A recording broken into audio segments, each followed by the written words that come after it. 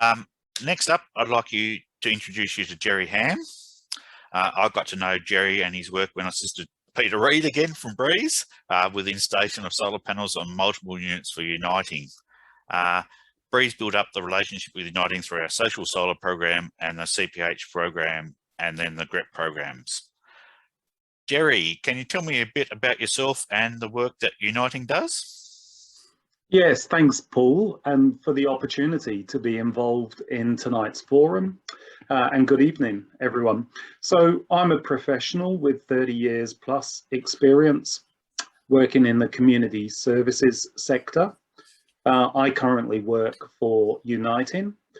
Uniting was formed in 2017 out of the merger of 24 Uniting care agencies. And I've been involved in a variety of roles over the last 7 years, including time with one of Uniting's founding agencies, Wesley Mission Victoria. So Uniting provides a range of services to vulnerable and disadvantaged members of the community across Victoria and Tasmania. And in particular, my own role, which is as a group manager with operational responsibility for a portfolio of statewide housing and homelessness. And the particular project we worked on with BREAZE involved what people may be more familiar with as two of the founding agencies, which were Uniting Care Ballarat and Uniting Care Wimmera. Okay, and when the Grampians Renewable Energy Program was announced, Uniting was allocated some of the funding from BREAZE. We'd identified some shovel-ready projects from previous work, and we knew we could expand this if required. What was the process you used to identify the units that would be targeted for solar? Yes, absolutely. Well, look, Uniting was fortunate enough to be awarded $100,000 from the grant, which was just fantastic. So after I was first contacted by Peter Reid, a common theme there from the other speakers we've heard from this evening, the first step was for me to assemble a small project team from within Uniting and to meet Peter and learn more about the program. So one of this team was our tenancy manager with responsibility for our 300 units of social and community housing across the Grampians region. So they were tasked with the next step in the process, which was to involve them identifying which units of accommodation fitted the criteria to participate in the scheme, that being were they long-term social housing, were they wholly owned by Uniting, did they have individual meters, and enough sound roof space to fit the solar panels onto.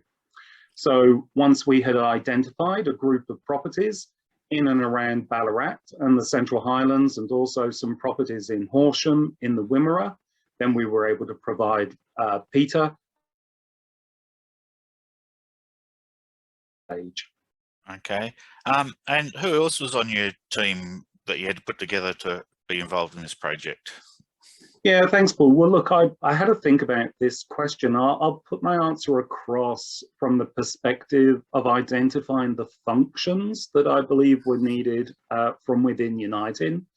And they were 1, project coordination, 2, tenancy management, 3, facilities management, 4, administration, and 5, finance. So I put that across because those are functions. So whether they are distinct individuals or combined functions within one person's role, obviously that's going to be dependent upon the size of the organization and the scope of the project. For us at Uniting, we're quite a large organization, and it did end up that was, different individual members of the project team. With hindsight, the one area we didn't include early enough was finance. And this does take centre stage alongside administration towards the latter stages of the project. Okay, and so once the units we identified earlier that your site managers identified, how did you communicate with the clients and what information was required from them?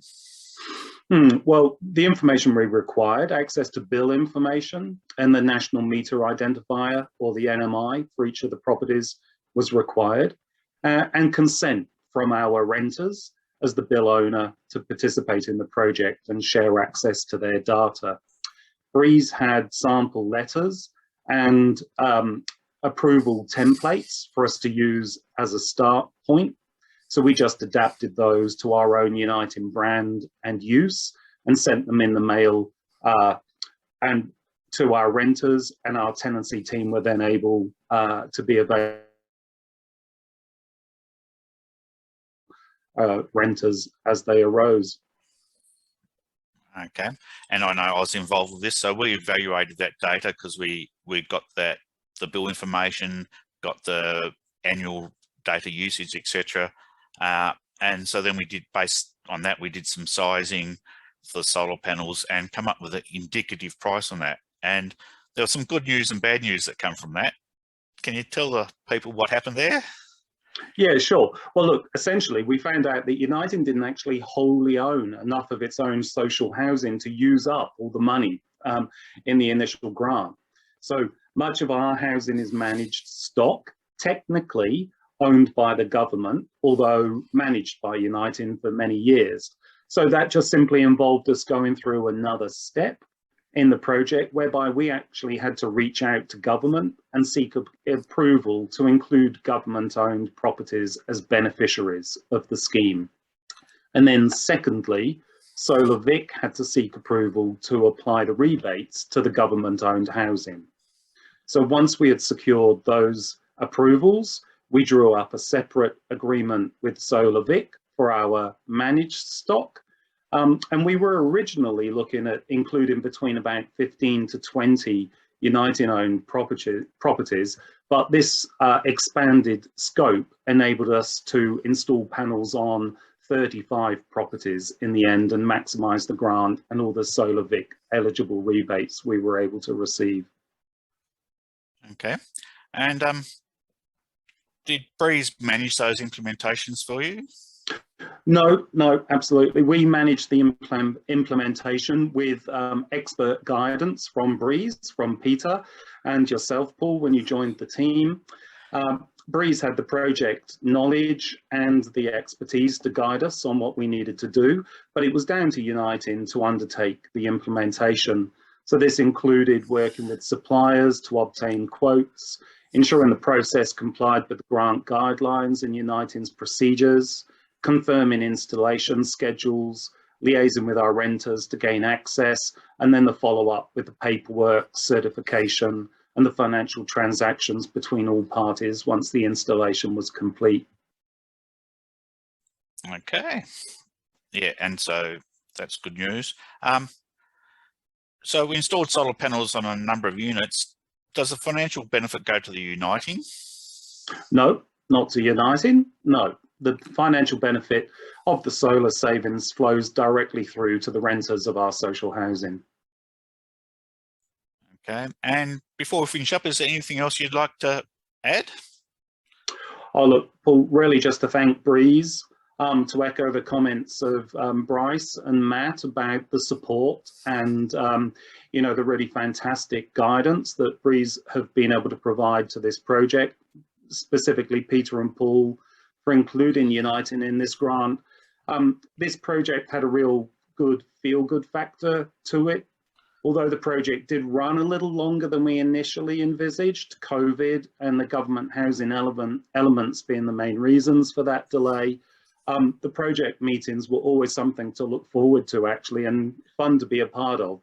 So to deliver what turned out to be $150,000 with the Solar Vic rebates of value to Uniting-owned and government assets, flow financial savings through to the most vulnerable and in need people in our housing, and to do our bit for sustainability and the environment. Really, it was a win-win outcome all round. So just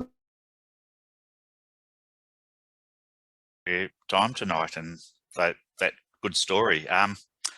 And as Jerry stressed, I'd like to say I'm really pleased that we could get past some of those roadblocks, because I know that we have a lot of problems with getting things implemented because there are different roadblocks and different issues there in the past.